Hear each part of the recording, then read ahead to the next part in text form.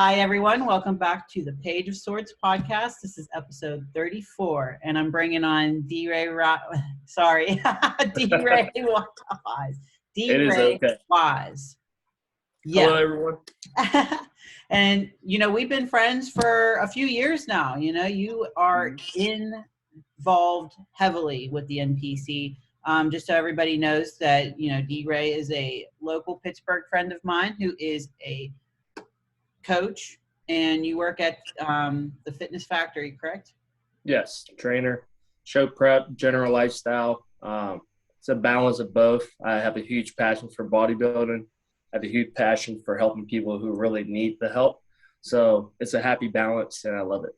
Yeah, for sure. And I know, like you said, with bikini prep, so you're mostly bikini, and we're going to start to get into wellness also, correct? Mm-hmm. Yeah. So how many bikini and how many wellness then? So far, since I started coaching in 2018, I've worked with about 6 or 7 bikini girls. And currently right now I have 2. And those are my 2 bikini girls who, I'm pushing to take to the next level, get to nationals and so on and so on. And currently I also have 2 true novice wellness competitors. One is a master's competitor, so she's over 35.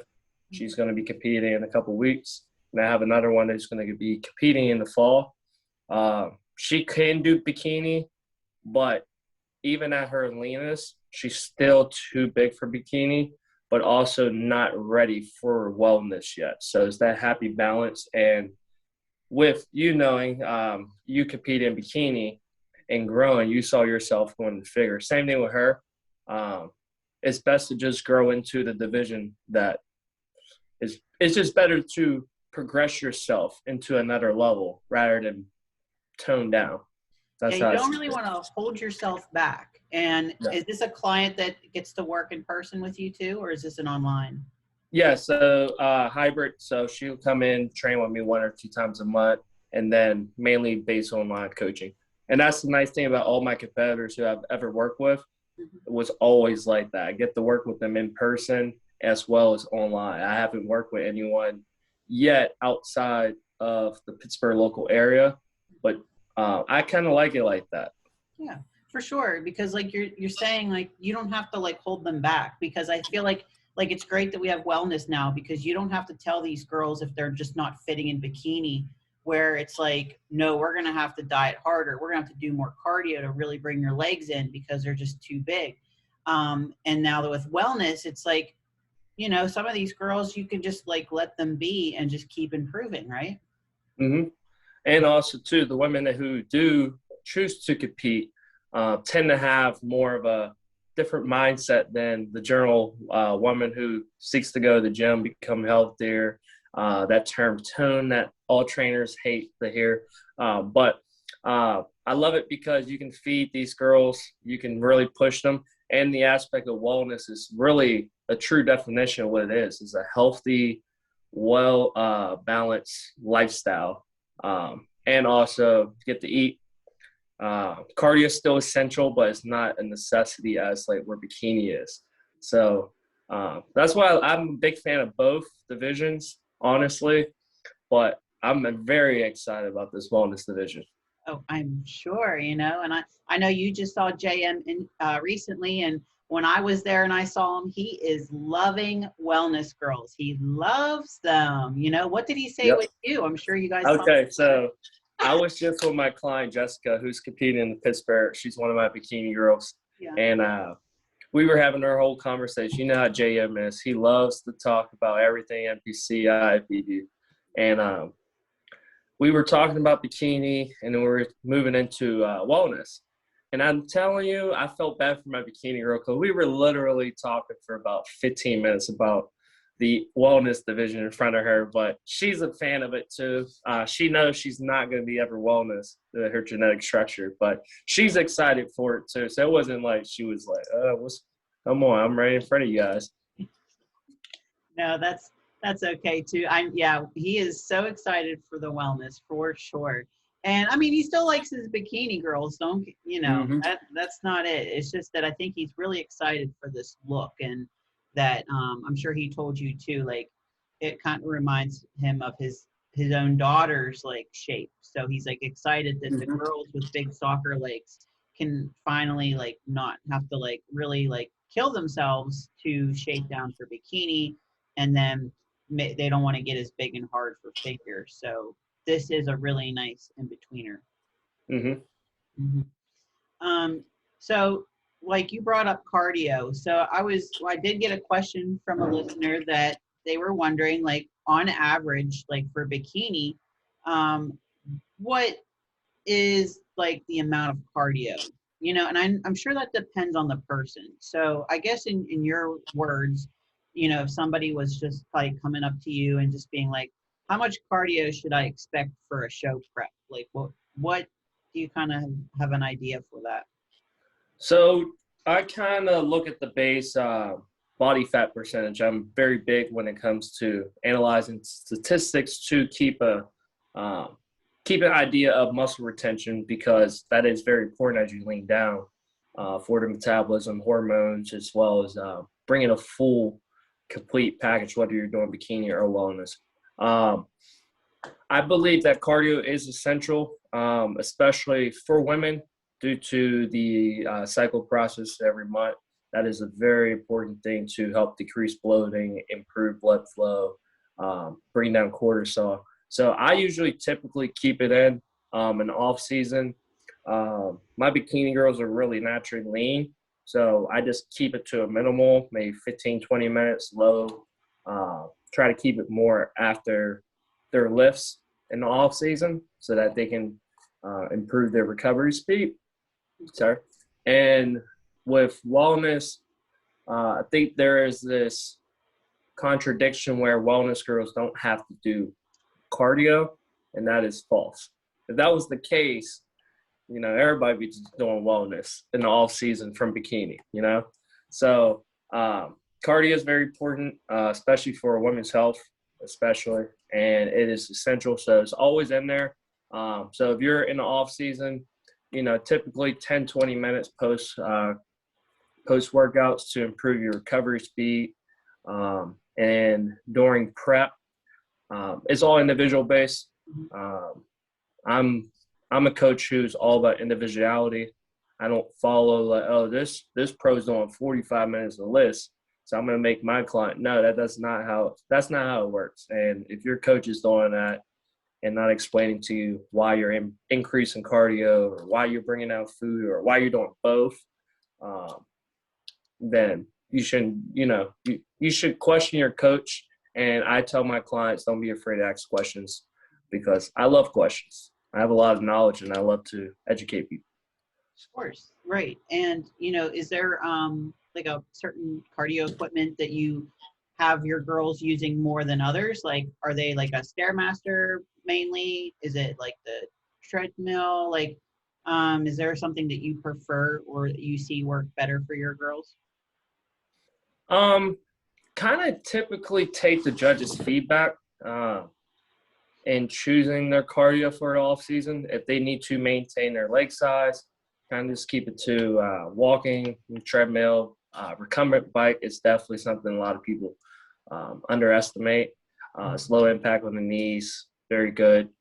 Stairmaster, if they're having to bring up their legs, I will typically have them on the Stairmaster a little more frequency, and to engage in their glutes as well. But typically, I kind of just let them choose. One thing I am a fan of is actually not doing Stairmaster after legs to decrease inflammation. So I will have them on the bike or like some flat, slight incline treadmill walking. Yeah. Okay. No, that's a really good response to that. I think that that's really good. Like what you said about the judges' feedback, because that's something that you really have to think about with moving forward. Even the cardio, people think judges' feedback, they're thinking what they got to train on in the gym. But then you also have to keep in mind that, the Stairmaster is a body weight exercise pretty much. So like if you, like you said, you're building up the legs, or if you don't need to build up the legs, you got to think about that type of style too. Yeah. Well, I see you are on the bike, and I'm sure you question your coach about it.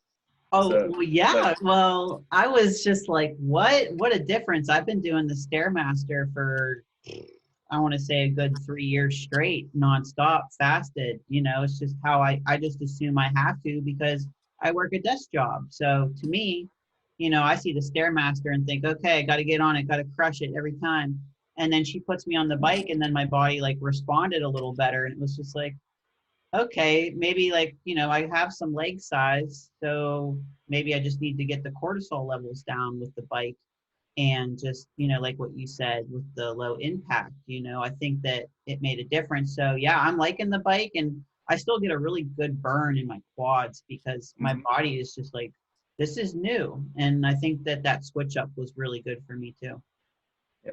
And then also too with going along with the cardio hit training, um, I have my bikini girls typically do hit about 1 or 2 times a week.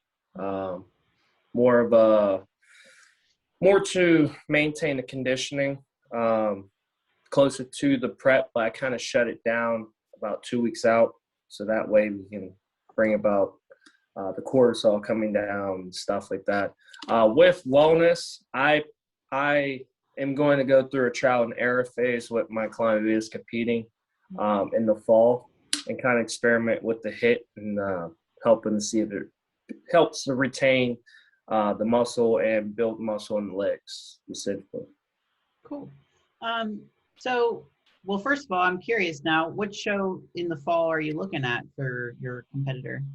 Um, it's October 16th. This is one of Gary's shows. Okay. I forget the name of it, but There's so many now. yeah, which is great after a year off. Oh yeah. Right. So my first wellness competitor will be competing in 7 weeks from today at the Mid Atlantic, Okay. and then hopefully we'll be doing the Masters Nationals. See if she gets qualified, and then do that. Mhm. My other girl will be doing the show in October, and then from there, we're just going to shut it down and just continue to grow in the process and get judges' feedback and take it in 2022. So, Oh, I think it's the NPC Natural PA. Okay. yeah. That's that show.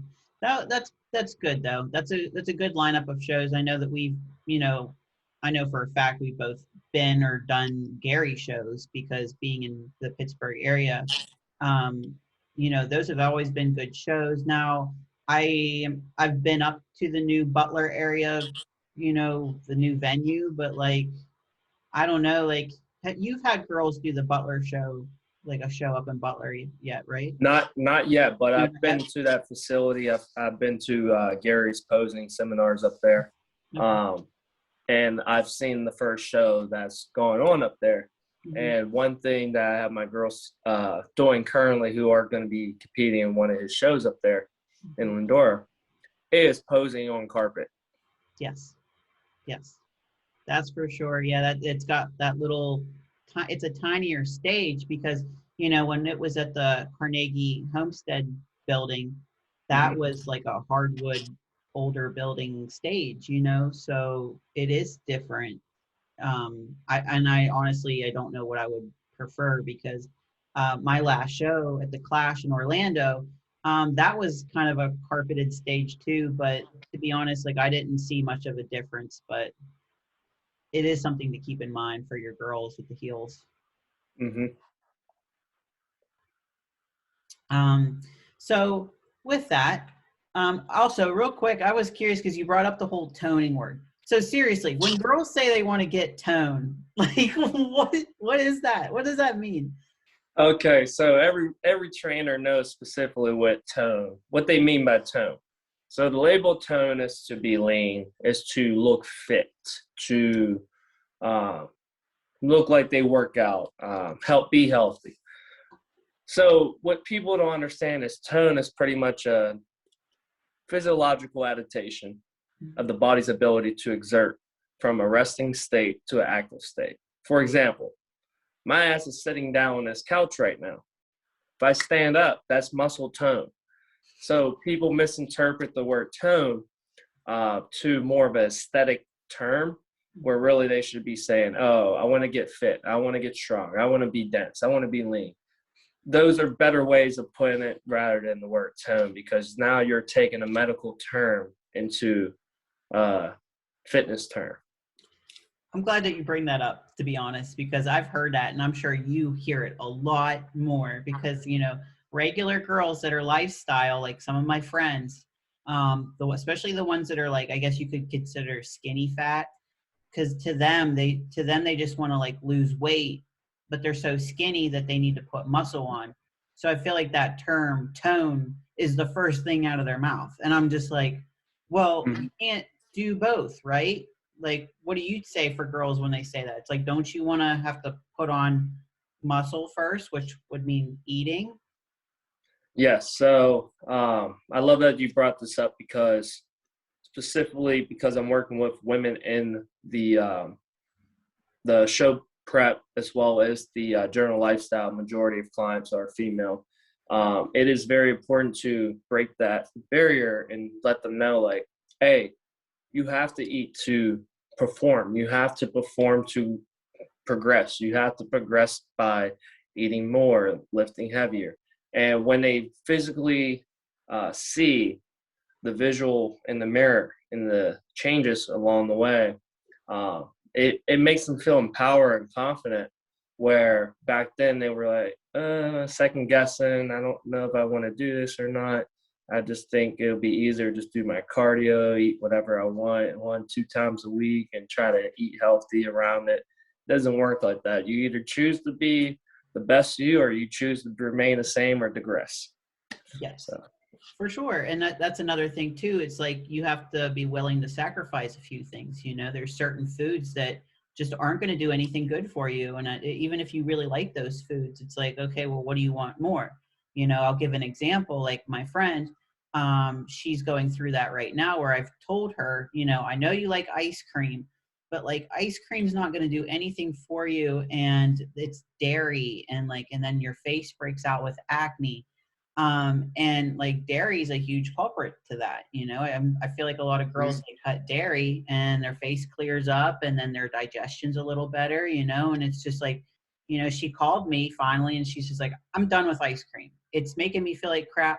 My acne's getting worse. And I'm just like, yeah, because you finally hit a point where like, it's not fun anymore. Like, yeah, it tastes good for a couple minutes, but then when you cut it out and you start to feel better, like it'll be worth it. And I'm sure that you see that with some of your girls when you're trying to explain nutrition. Oh, yes.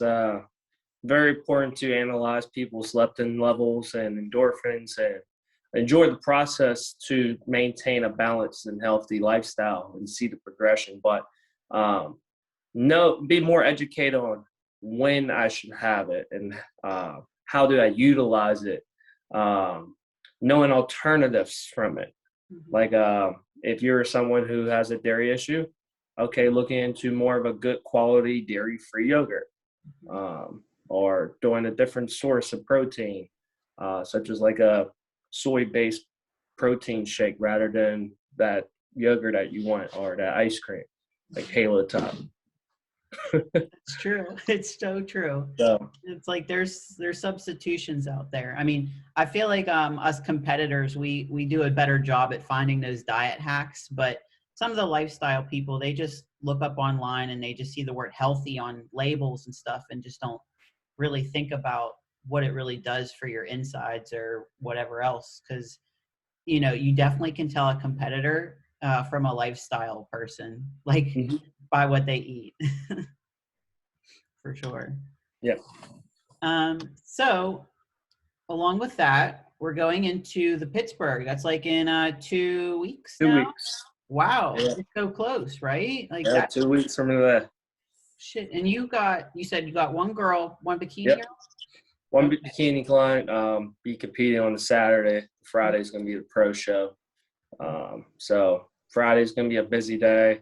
Got morning clients, and then getting ready to every hour on the hour get her peaked and ready to be on stage for the next day, as well as going to the venue to analyze the wellness division. And yeah, so it's going to be an exciting, fun day. And also because the show was canceled last year, Right. Yeah, Yeah. And they were able to keep the same venue and stuff. That's like, exactly. I was really surprised, to be honest. I thought they were going to have to move it.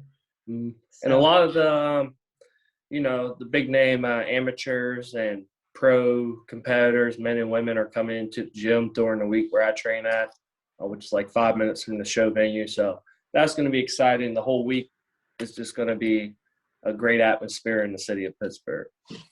for sure. Yeah. I know you get to have all the pictures with the pros and stuff when they come in, and Mm-hmm. you're just like right there too. So that's super cool.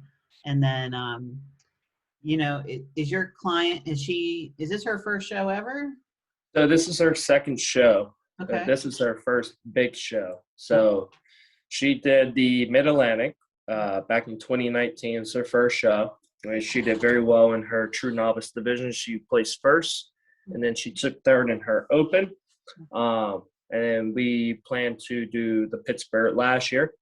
But due to COVID, that was out of the picture. And then during the pandemic, in the summer, once things like started opening up, she had a near-death experience, an ATV accident. So she's lucky to be alive and to do this. And I remember her when she texted me about it and saying how many weeks she was going to be out due to a broken back and not knowing like the longevity of her well-being and her status. But she always kept saying, if I'm clear, I want to do the Pittsburgh. I want to do the Pittsburgh. So it's very exciting for me to see her go up on that stage finally, because she's just lucky to be alive today. And the fact that that's like closure to that near-death experience and getting on stage is very humbling and appreciative to see. Oh, that's fantastic. That's going to be such a nice little story. Even, no matter what happens too, I hope that she has fun and just, enjoys every moment of it, because I know that that is a very big stage. I've never competed on that stage, but I was on that stage for my college graduation. So I definitely know at least that part. Yep. But yeah, it's gonna be a good show. And I know you said you're gonna watch the pro girls, right, on Friday? Oh yeah, so I'm actually going to be backstage, Ooh. and honestly, I'm going to utilize my investment of the backstage pass both days. Of course, be there with my client on Saturday, but Friday, paying for that ticket and getting that backstage pass to be back there and seeing how the pros and their coaches work together, because that's my goal down the road, is to be a pro level coach. So seeing that firsthand and seeing how they work backstage and the process behind the show is definitely a great experience. And meeting a bunch of these pros, men and women, especially the women in the wellness division, because they are the OGs of the division. It's going to be the first pro show ever for wellness. And there's a lot of heated competition and conversations going on Instagram. But These yeah, wellness girls are like, I'm winning. I'm like, because I've been exactly. watching JM's videos, and I'm like, man, like the wellness girls are ready. They are so excited. Yeah, it's like bikini girls. They used to go backstage. They're one big group. They're very supportive of each other. They give each other hugs and eat cookies and donuts together backstage when the show's over.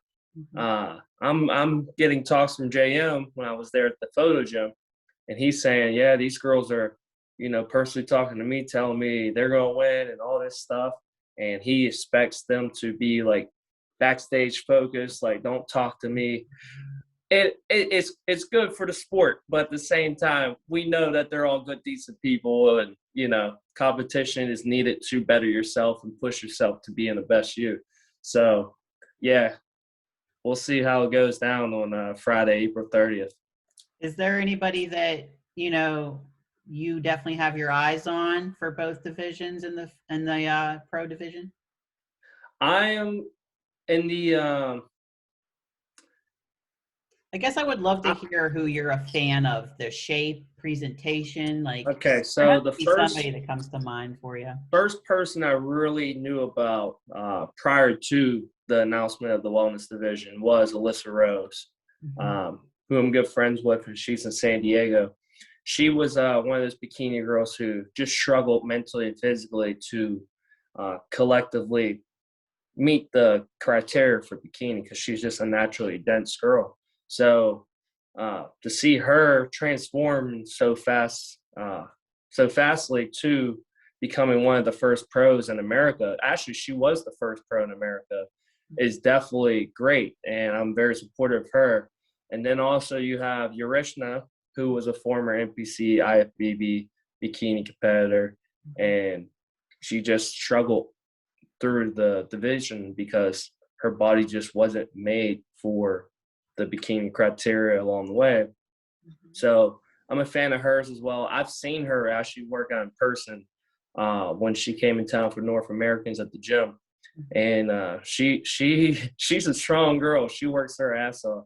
So I'm excited for those two, as well as the girls who originally were in the wellness outside of the U.S. So we have a bunch of people who are OGs of the actual wellness in Brazil and South America.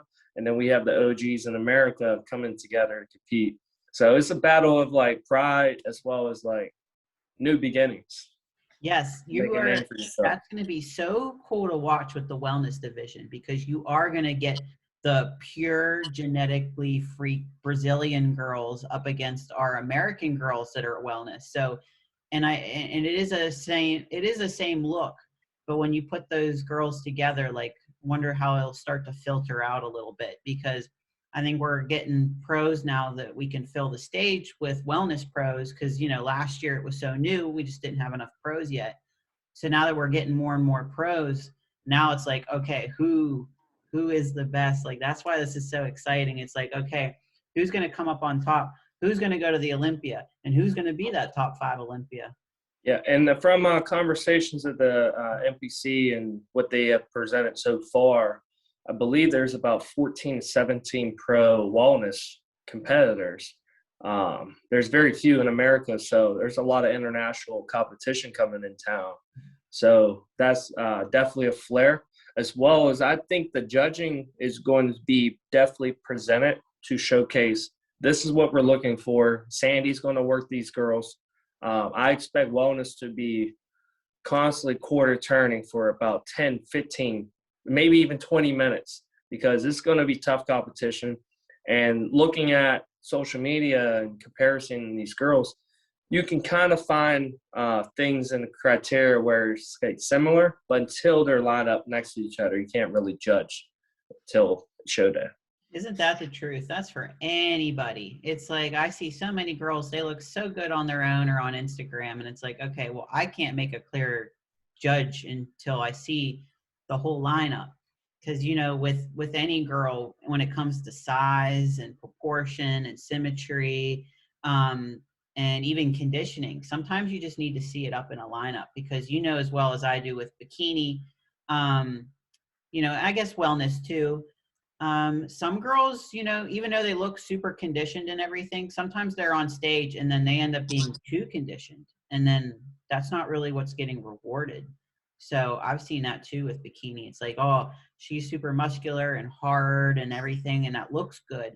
But then on stage, like, we know that Sandy doesn't really always reward hardness, so, or ever, because you're not really supposed to be in bikini. But you really just need to see that lineup and see what's all there to make a true decision.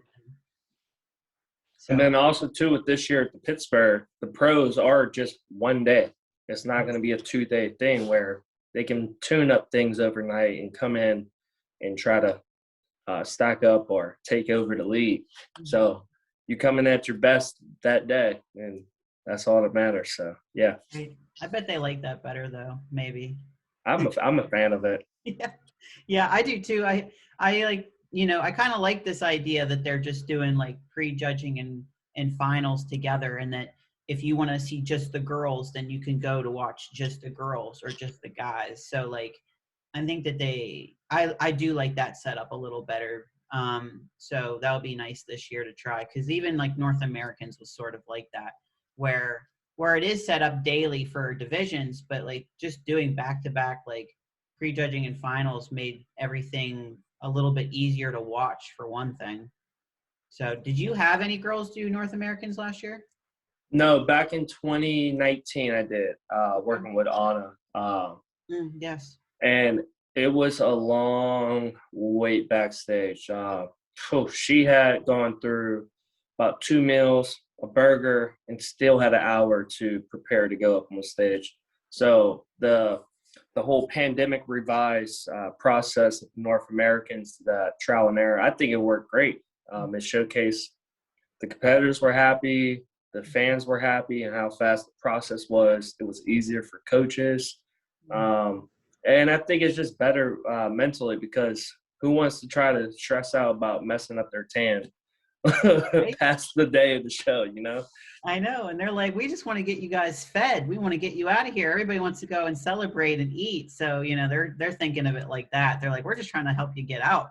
Because, I do remember like those like intermissions between prejudging and finals was sometimes pretty hard to deal with. Sometimes you'd be just sitting there waiting and waiting and waiting. And you're like, I'm ready to just get up on stage and get this over with so I can go eat. So it's like, it kind of does like make everybody a little bit happier. It just, it's a different change. Like this year has been a little different with the pandemic changes. It has been a little different. And I know that you said this is going to be your first competitor of the year, right? So Yeah. You haven't gotten to experience the 2021 show changes as a coach yet. No, but excited. And I'm noted of what to expect from seeing the shows and watching them as a fan. So where do you see the wellness division going? Like, what do you see with the Olympia this year? Because this is going to be their year, I think, with the wellness division hitting Olympia. So I always believe that there's people who have scrutiny of the division or just kind of second guessing what it's all about. So until you truly see all the pro shows throughout the calendar start to identify, this is our overall winners, these are our Olympian qualified competitors, you can get a better gist of the division. I think where it's going to go, I think the Olympia is going to be very exciting and competitive. And honestly, the Olympia starts at the Pittsburgh this year, because you have every pro doing wellness at that show. So this is like, if you're not going to go down to Orlando, take your ass to Soldiers and Sailors and see what you are going to miss in October. I truly see the wellness division becoming big and popular, especially in the bikini ranks. I think you're going to get women who may not genetically have that structure for wellness, but just like the training aspect and the eating, and are willing to put the long-term investment and their time and effort into trying to compete in the division. I think the women who are made for wellness right now can just jump into it and adjust along the way. And I think you're going to get a more popularity, especially from the men's side as fans, for the women, because if you go to any show, bikini's the next division. Everyone who's in the crowd stands up, gets their phone out, and it's always the guys. The women are big fans of bikini because they love to see the women up there, showcasing their physiques. But the men are fans of the sport, and that is great, because we should be inclusive as well as supportive of the women and empowering them to being confident and strong. And I think that wellness is just going to, progress that fan base, and that I would say more marketability to the general population as well. Yeah, and I truly think that Sandy and Tyler will have a really good idea what they're looking for as judges. I think that especially Tyler, I think him and his dad, JM, like I feel like they definitely understand what that look is, and they've seen it in person too. And even Sandy has said that too. She's like, these girls are on another level when you see them in person on stage. Like, this is not like just thick thighs. These are like strong legs, smaller upper body, you know. And if you follow some of the pros, I haven't seen one wellness competitor that isn't squatting 225 for reps. Oh yeah. Do you want to talk about that with training? Like with leg day, I mean, I know I've been through one of your leg days and stuff, and you just do very unique techniques and exercises along with the, you know, the normal stuff. But is there something that, you know, when you get a wellness girl that really want to build up their legs, like what kind of program do you foresee them doing? More focus on programming lower body and kind of limiting the upper body based on where their structure is. You want to have that feminine look, but you also want to have those cat delts. You want to have that taper because the presentation for bikini versus wellness in the upper body region is different, actually. Bikini is a little more, you know, kind of a slim top to bottom physique with the X frame, not anything too much in the lats, where wellness is a little bit more of a fuller look, still feminine, but they can present in a various way their front pose, like showing the lat and adding more taper to make their waist smaller and showcasing that top shelf and that fullness and this roundness of their glutes.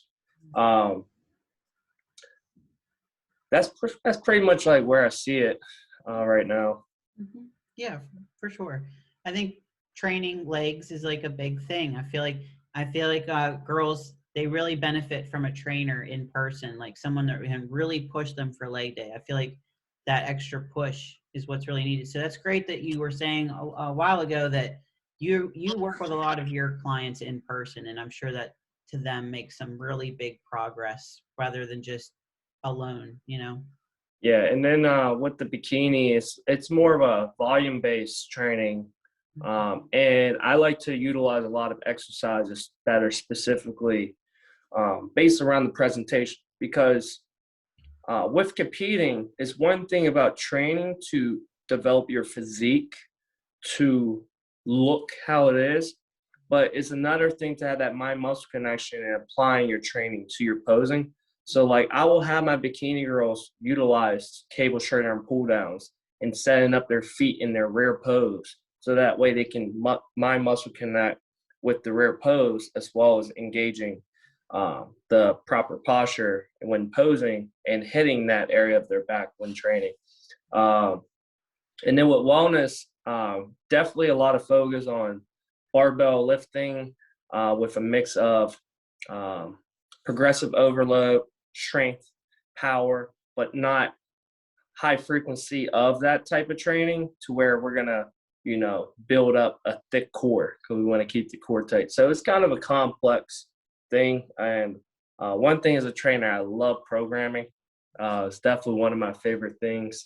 So it typically takes me, I would say, about 6 to 8 weeks, a month and a half, 2 months to kind of truly know what works best for a person, and then kind of keeping it to the things that they feel more stimulation and contractions and control. And then things that I want to implement, I'll bring them in for an in-person session and say, hey, this is what I want to implement in, but this is the process. We need to learn the form. We need to get the contraction focus. So that way when they go on their own, they can start logging and progressing on their loads and repetitions. Yeah, I'm glad you bring that up, that it's about the programming for that individual. And with coaching, like you got bikini and wellness. So, and I know that we've talked about, we're just going to, you know, try to focus a lot on your future wellness girls and stuff too. So you're accepting clients, right? How would someone start working with you? So Instagram, Wise Fitness Trainer. It's the best way to contact me. And currently with training, I'm booked with my lifestyle in-person clients, but I can work with anyone as long as the availability is there. It's a week-by-week process. And it's just direct contact with me via DM and scheduling. And then I am taking on clients who are more of an advanced lifter, former athletes, So I have a sports performance background that I like to implement too in working with people in those goals. And then also right now, just currently taking on show prep clients who are looking into going to wellness, maybe still want to compete in bikini, but just on that, you know, that gap between should I do wellness, should I do a bikini show, then wellness, or just grow into wellness. So those people who are in the middle, and then specifically wellness competitors moving forward. So Hey, that's great. You're at that point. I know you've got the credentials. You can be like, this is what I want to work with, and that's what's going to build your resume. I am curious, is there a coach out there that you follow and look up to, or in any sort of way? Like, I mean, someone out there that inspires you maybe in the coaching world? yeah, so there's a few in the bikini. Team Atlas, James Diate, he does great work with his bikini girls. Big fan of his, and I've seen him at the North Americans and sitting next to him, and just the work that he does behind the scenes at the shows, and how he presents his clients represent him. And I know a couple of people who actually work with him, and they will tell you that he is big on presentation, executing correctly. He will have you nonstop pose, and correct it until it is correct. And credit to his posing coach, Angeline. And also, too, with his whole process with that, I've can now network with local now online posing coach for bikini. She's actually competed in bikini, and now she is an NPC future IFBB Pro wellness competitor. So I've collaborated with her to help with my girls in bikini and wellness moving forward. So that will kind of add a little bit more credibility to my show prep and services. And then in the bikini ranks too, Paul Ravella, Team Pro Physiques, Dylan Blair of Bear Aesthetics, because they really preach healthy lifestyle through nutrition and applying it into the training to bikini. So that's pretty cool. I do like to follow coaches. I feel like if you follow coaches on Instagram and stuff, like it's cool to follow your favorite competitors, but sometimes it's nice to see who the brain behind, this whole plan is, because coaches like you give really good tips and stuff when you follow their stories and workout tips and everything of that nature. I just feel like it's good for competitors to really learn from, as much as they can, wherever they can. Instagram and all this information is for free, and YouTube, whether you're watching like John Meadows to, Paul Ravella, because, I know John is more of a meal plan, lifting and like cardio type of person. And then Paul is more of like, most of his girls, I think, are more on the macro side, and he's heavily into like the lists, steady state and everything of that nature. So it's good to see these different coaching approaches. And then for you too, that I was interested to hear about all of how you approach with your girls and what you're comfortable with and what you recommend. Like, there's just so many coaches out there that I think it's nice to be able to hear everybody's like points. Yeah, and then I'm a true believer in the off season adding balanced lifestyle and still keeping track of what you intake. So I typically have my girls become educated in applying structure and guidelines, but the flexibility of macros, and then typically start that process and not changing anything except the macros and cleaning up the guidelines. But usually if someone is starting to get off track with their macros and not consistent, I will take over completely. That's one thing that I like to do, is have full control, especially like the last 6 weeks, and seeing how this person's physique changes, and noting trial and error, and for future shows ahead, like, hey, this person really responds well from eating sweet potatoes a little bit more frequency than brown rice, quinoa. So, yeah. So what about you, real quick? We've been talking about your clients. You once competed for men's physique. What Are you thinking about ever competing again? Is that up in the air? Do you have different goals now? What's up? So right now, currently working on my long-term goal of hitting a certain goal number pounds and improving, getting stronger, but staying healthy through consistent structure and training and progressive overload. So that's typically, for me right now, I enjoy the coaching and being a fan of the sport and going to shows. I don't really have any drive to compete, but if I do decide to compete, definitely in classic, because presenting versus just posing in quarter terms, it's more appealing to me, and also having a little bit more showcase of the legs as well, because I'm a big fan of training legs. Well, yeah, for sure. Yeah, I was going to say, if you like to train legs with your girls, I'm sure you like to train them on yourself too. Yeah. That's fantastic. Yeah, I was like, I know how that is, because more and more I get really involved with, I have a couple posing clients and stuff too. And it's just so much fun to, watch these people reach their goals and get on stage and present. And then I know you put this is your job, and you put so much time into these girls, and watching them on stage and watching them glow, I'm sure, makes you like a proud dad or whatever. And you're just like, I love it all. It's just so much that exciting process to that point. Oh yeah, and it's definitely great to see someone change from not knowing anything about it to having some sort of knowledge and just going into it with little experience and still, winning or doing very well and wanting to continue the process of competing. And that's definitely my goal, because I always tell them, once you do a show, you're going to be hooked on it. And I always tell anyone who works with me and wants to work with me in show prep, go to a show before you commit and decide to work with me. So every year that I've gone to the Pittsburgh, I've had someone who's inquired about coaching. They've come to support my girl who's competing, or just go to the show and watch with me, and it just feels a fire and answer their questions, and they can fully see what it's going to take. So that is something different about me versus other coaches, is I don't rush the process. I want to make sure you're committed to it before you decide to invest in it. Yes, absolutely. It's an expensive sport. It's really rewarding, but there's a lot of time and money and focus that has to go into it. So that's good that you kind of drill that in sooner than later. And going to a show is so important, especially if you can take the girl to a Pittsburgh championship show and be like, here is the amateur level. You think you're ready for this? Because the Pittsburgh it's up there for the amateurs, Yeah, definitely is. And of course, with the pros there, that's another one too. It's just like, see where we're at. There's an amateur, here's a pro. And these are like polished, and this isn't even like the national level. So yeah.